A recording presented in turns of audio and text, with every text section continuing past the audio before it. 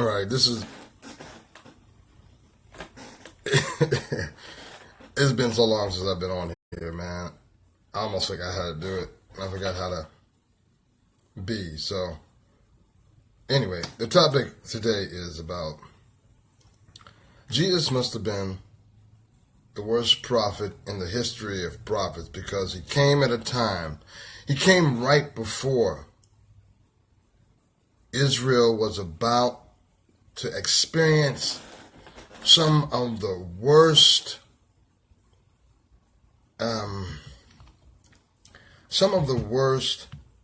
destruction since it had become a nation.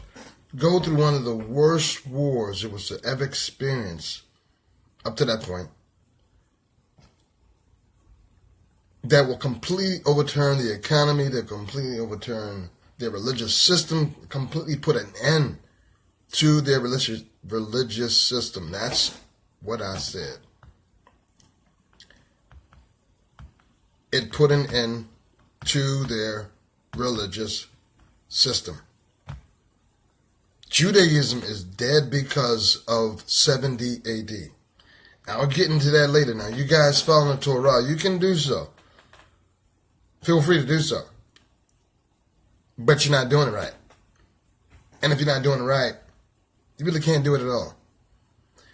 That's why the New Testament writings are of utter importance. Because they give you a new covenant, new contract that isn't dependent upon a temple, an ark, a Levitical priesthood, a Sanhedrin, and ancient documents. Because you lost all five of those.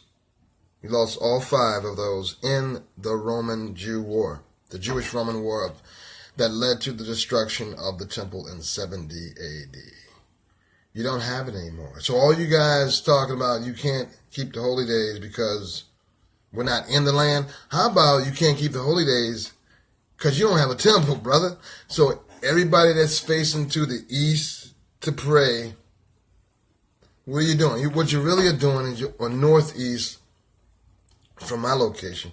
Really what you're doing is you are facing a mosque. There ain't no temple there. I think just the outer wall. One section of the outer wall is left. So what are you doing? See, I think we get so caught up into trying to be like everybody else because we're really the original. No, I'm not going to say the original. I'll take that back. We are culture vultures, and we don't see ourselves as such because we sit there thinking we're claiming back what's ours. Well, when it was ours, it wasn't done this way.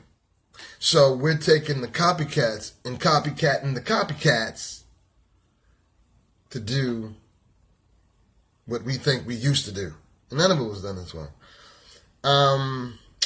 That's why nothing replaced self-study. Now, granted, many of you don't have the attention span to study thoroughly, or the patience to study thoroughly, or the cognitive abilities to study thoroughly. Many of you don't know how to study. But that's where the idea for another video comes into mind, where I'm going to actually walk you guys through my study process and open myself up to criticism as to how it gets done, but it gets results. Because anytime you show black people something, you always are going to get criticism by other black people. That's a guarantee. That's just a given. And truth be told, that's why many of you don't do jack with your life, because you fear criticism. It got to get to a point where you overcome and have enough bravery to realize you're going to get criticism, you're going to get it anyway, whether you do good or bad. So you're just going to have to find a way to control your access to it. Having said that, let me get back on topic because I got way off. It's kind of going somewhere with this. Now listen, Jesus is a prophet, right? He's a prophet. Okay. I know some of you don't like me saying Jesus. I don't really care what you like. You know who I'm talking about, right? I know his name. Yeah, I know his name better than you guys know his name, actually, because I know him by his Aramaic name. That none of you guys call him that. You call him by a Jewish name. Well, a Jewish mispronunciated form of how you think it's spelled. I've actually done the research beyond what you've learned or heard from somebody. So I know what his real name is. And I'm almost reticent to share that with you because you've done so much damage with the name he has. Maybe I'll just share it with the few I know I can trust it with. It ain't that hard. It's not that big of a deal. It's not that special. You know, it belonged to a whole bunch of different people during that time. Matter of fact, I think Josephus in his book mentions about 5 or 6 different Jesuses. So it's not that special. It is because he made the name special, but not the name did he make special, because in Hebrew, the Hebrew concept of a name is not just the letters on a page or what you call somebody. And it implies also the meaning, but also the reputation or the character of that person and how they made that name great. Like the name Wandell. Ain't that special now. But should I become a millionaire and get A1 credit? Oh, that name will be powerful. Anyway, back to the point. So, Jesus is a prophet. He is either one of the worst prophets ever to walk the face of the earth, or he's the best and most accurate prophet that will ever walk the face of the earth. Now, I say accurate prophet. I think he's an accurate prophet. Can you prove, you with your theology as you have it now, because basically, I'm going to tell you the truth, you Hebrews, wannabes, still are very much Christian with your belief in the Bible. That's just a truth. I mean, you check your theology point by point with Christians, and you haven't left Christianity. All you have done was call yourself a funny name, put on some thrift store clothes, walk around arguing with people about some stuff you don't even have any information to back you up with, and you just keep you sloppily keep holy days. Now, you got to take this criticism. It's coming because it's the truth. All right? Just deal with it. And improve on it. You ain't got to come back at me and tell me all this stuff and have an argument with me about the stuff. It's still, you still sloppy with it. I mean, whether you argue with me or not, even if you win an argument with me, which you won't, you're still sloppy. That's not going to negate the fact that you are doing what you're doing and you are studying what you study and you know what you know. How does arguing with me, other than make you feel good or help you express your feelings? And I give a damn about how you feel. All right, back to my point. How can Jesus have some things that are supposed to happen in his lifetime, although his lifetime was cut short, and not predict those things or warn his followers about those things, but spend time talking about some time 3,000 years off, or 2,000 years, I don't know. We all say 2,000 because it's our time and we think this stuff is supposed to happen in our time. But so did people who lived 100 years ago. They thought of it then. So did people who lived 200 years before then. They thought it then. So everybody always thinks that his prophecies are happening in their lifetime. And they never happen. So that either makes him the worst prophet ever, because he has absolutely no prophecies that come to pass yet. None. Matter of fact, I think Paul has more prophecies that happen than Messiah has. So you can go ahead with that version of Jesus if you want to, but that's the most embarrassing version of Jesus I could ever support or market or publish. I can't get behind that guy. All right? Because this is what you tell me every time I bring up Revelations. Every time I bring up some of his prophecies in the Gospels. You tell me, oh, that hasn't happened yet. That's going to happen in our day. Why would a prophet come at the time he did, when we need him now more so than they did then? What is he going to tell Jerusalem that they would need 2,000 years from now? They're not even a nation. Them same people that he was talking to there are no longer in that land. What was the point? You think that that if God could come down in history, he would come down in a time of history where everything has to be documented on lambskin? One of the most perishable forms of literary apparatus. Okay, in one of the most corruptible forms. Or perhaps papyrus, do you guys ever take a common sense approach to this stuff? Or that's one side. Let me hurry up my point. That's one side. But the other side is either he said everything that was going to happen within that lifetime, within the generation he was talking to, or within for those people who were going to outlive him, and he knew that would outlive him, and his followers, to warn them. Either that happened, because that's the approach you don't take to the Bible. You don't take the approach that it already happened, and that he came to warn his disciples and to warn Israel that judgment is coming to you. He specifically told the Pharisees that all the blood, the Pharisees of that day that he was talking to, not the Pharisees 2000, we don't even have Pharisees today. He told them that the blood from all the prophets, from Abel to Zechariah, was going to come on that generation of Pharisees. Those Pharisees right there. He never had a habit of talking to one person, but vicariously talking to people in the future. For us to read, you don't even know if he expected us to read that stuff. That stuff was written for that particular audience. So why would I tell Pharisees about some coming and pending doom that's only going to happen 2,000 years from now, and they're going to escape it and not be affected by it at all? Either he's the dumbest prophet ever, or he is the smartest prophet ever. You can't have both. You cannot have both. You have to learn how to filter these words through present day Jerusalem, Galilean, Judean thought. Okay? You can't do with the Bible what you want to do with it. You definitely can't do with the Bible what the Christians have done to it, because they have made a muck of all the doctrines, because what they want to do is they want to include themselves in it so bad that they have twisted and contorted some things just for that to happen. And it was so embarrassing is that they used his prophecies to escape the judgment that came on Jerusalem, and it found their way safely to the mountains of Pelah. So they used the Messiah's prophecies to. Okay, anyway, back. Let me sum it up with all of this. Let me just sum it up with this. All right.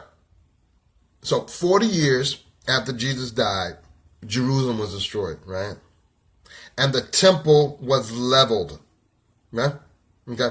So why didn't he tell them that was going to happen? Why would he focus all his energies and prophetic power and prowess on 2,000, 250, 3,000 years from now? Let me get back. All right, so 95 years after that, all the Jews were expelled from Jerusalem. I'm talking about when Hadrian, he caused a final blow to Jerusalem. He leveled it once and for all.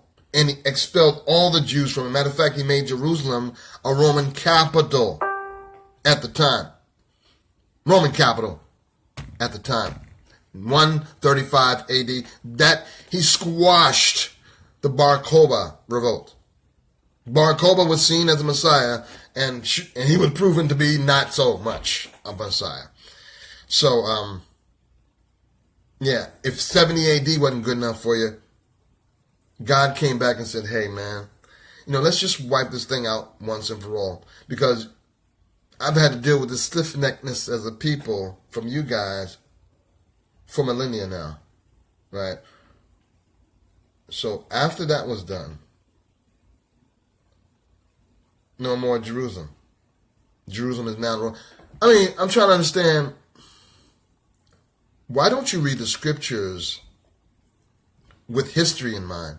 Why don't you read the scriptures understanding and knowing these things? And it's like all those things are ignored and forgotten, and Christianity came out with a very popular concept of eschatology. It's called futurism and millennialism. They kind of like play off each other a little bit. And what most of you guys are futurists. You think that it hasn't happened yet. And if you think that it hasn't happened yet, you should really reject Jesus as your Messiah and prophet, because he has nothing to back up his claims. Nothing to back up his claims. All he really has that can prove anything. You can't prove his resurrection. You can't prove he even lived because you don't have a body. There's so many things you can't prove about Jesus, but we got a historical documentation from extra biblical sources, and we have a bunch of external sources. Matter of fact, I just put up a debate between an agnostic and an atheist. They go over the evidence for the Messiah, and the agnostic actually wins that debate, by the way. So you have his prophecies. Those are some of the things. Those are some of the most important components to helping prove that a prophet was really who he said he was. But what you've done is you've twisted his prophecies and twisted his words and made it so that it applies to a future. That can't be proven. That cannot be proven. Now, if you take history in face value for what it was, especially Roman and Jewish history, and you take all the historians around that day and period and read what they said, you will find out that this stuff already happened. Ergo, Jesus is the greatest prophet to ever have lived. But let's go on with how you guys think, because you don't agree with that. You don't agree with me. You spend hour upon hour debating with me about how this hasn't happened yet and how that hadn't happened yet. You guys will go all the way back to the prophecies of Isaiah, which were specifically for the Jews that had to face Babylonian persecution. Not for us. That's not for us. That's for them. And you take prophecies out of context, out of their time period, and just completely make them mess of things by doing that. Okay. I'm going to go back. I'm going to go back and finish. I'm sorry. Let's go back. Okay, so we got 70 AD. The temple is destroyed. So is the religious system. Titus sends some Jews around the world as slaves, including Egypt. And everything goes on until 135 AD. I mean, some revolts show up here and there, but 135 AD is when they really got organized, and the Romans really put an end to Masada, right? Bar Kokhba revolt, and Hadrian comes and sends more Jews to Egypt in ships as slaves, all right, and around the world, and completely expels all the Jews out of Jerusalem. They just become a thorn in Rome's side, too much of a thorn in Rome's side, and the Jews were nothing to contend with. I mean, they were forced to be reckoned with as a military opponent. Yeah, and the Romans had a hard time with them. It wasn't an easy sweep of the Jews. I'll tell you that right now. Okay. So you have 40 years after the Messiah dies. Takes you to 70 AD, right? Now the number 40 is significant in the Bible, and number 70 is significant in the Bible. This is not by accident, people. So the temple is leveled, Jerusalem is destroyed, right? So in 95 years later, in 135 AD, all the Jews are expelled, right? Jerusalem is the heartbeat of Israel, okay? So this is significant. And you mean to tell me the Messiah, Jesus, the prophet, doesn't utter any prophecies about something that his audience needed to hear about and warn them about that was coming within their generation? I mean, he said it time and time again. There's some standing here who will not taste death until all these things happen, right? But no, we ignore that. And that's for us. That's for us. It's not for them. He wasn't really talking to them. And we find a way to twist the scripture and make it seem like he's really talking about us, man. And I think that's a lot of work when you have evidence from history right there beside us or at our fingertips on the internet. Go ahead and confirm all of this stuff. Okay, so he doesn't tell his disciples what's going to affect them or their children or their children's children That's what a good prophet would do. Come in an age and then address the issues of that particular age. Not some age 2,000 years in the future. I can't say that enough. Okay? So he ignores impending doom and gives Israelites prophecies about World War III. Come on. Please tell me this is not making any sense to anybody. Please tell me this does not make sense. He drops on the scene at a time when they could use prophecies about them at the most. When things are going to happen to them as a nation that will completely and utterly destroy Israel from being a nation. The Romans did to Jerusalem and to Israel what no other empire before it has done. That's why Daniel prophesied. Oh, never mind. That's going to take more time to explain. So he comes on the scene in Jerusalem's history to tell them about World War III. That won't happen until 2,000 to 3,000 years from now. But he doesn't tell us about the coming Jewish-Roman war. He doesn't come to tell us about the Bar Kokhba revolt. He doesn't come to tell us about World War I and World War II. He just jumps straight, fast forward to World War III. That has got to be the dumbest way to look at the Bible. It's embarrassing. See, you guys need to apply common sense to what you're doing. You guys got to apply common sense to your approach to the scripture. You can't have the Bible just out there on a limb all by itself without having history to check it, because that's how you prove the Bible. It's with history. Don't you know that? Out there on this limb, on this pretentious, mystical, etherical limb you want to put the Bible on this high pedestal, it cannot be proven, nor is it a document that others want to take seriously because you have it up there. But when you match it with history, then the Bible is proven. Then you have fodder for the ammunition for your enemies. Otherwise, you can't prove a damn thing. Got a sister on here just last night want to come up and tell me that the New Testament is a plagiarized. It makes no sense what she's saying, because first of all, it's plagiarized, right? But second of all, it's invented by the Piso family. What the fuck? Okay, is it invented or plagiarized? What the hell? Can it be both? I mean, okay, first of all,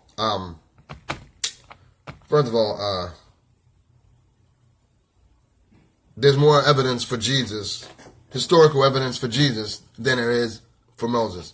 There's more proof to prove Jesus existed than is that Moses existed. Do you know that? I mean, for you half-bookers that want to come and ruffle feathers on the New Testament side of the book, do you consider that there's hardly any proof? There's no proof for Moses. Let me say that. Let me just say blanketly, there's no proof that Moses ever existed, nor that he wrote the first 5 books of the Bible.